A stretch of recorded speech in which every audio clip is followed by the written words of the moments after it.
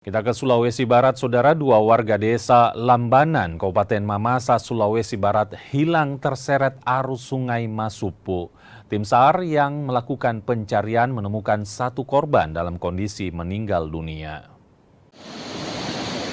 Upaya pencarian tim SAR gabungan terhadap dua warga dusun Talambai, desa Lambanan, Kecamatan Mamasa, Kabupaten Mamasa yang hilang terseret arus sungai Masupu pada Sabtu 15 Maret lalu membuahkan hasil. Tim SAR menemukan satu korban, yakni Nenek Datu Labi, dalam kondisi meninggal dunia. Korban ditemukan tersangkut di bebatuan di aliran sungai Masupu, sekitar 30 km dari awal hilangnya korban bersama cucunya yang masih 5 tahun. Upaya evakuasi jenazah korban tak mudah, lantaran tim SAR gabungan harus berjuang mengarungi aliran sungai yang deras. Mamasa dengan korban dua orang atas nama Datu Labi 64 tahun dan Aprilia 5 tahun. Pada hari ini, hari ketiga, tim SAR gabungan dibagi menjadi dua SRU, yang mana satu SRU melakukan penyisiran di pinggir sungai dan satu lagi melakukan penyisiran menggunakan drone. Dan pada pukul 12.20 WITA,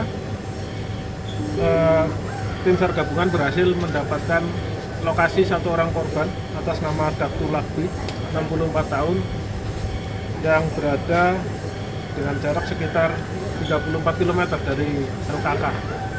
Dan kemudian saat ini korban atas nama Datu Labi sudah berhasil dievakuasi oleh tim SAR gabungan dan saat ini sudah ada di posko untuk kemudian nanti kita bawa ke RSUD Rumah Sakit Batu Mamasa. Tim SAR kini masih mencari satu korban lainnya atas nama Aprilia.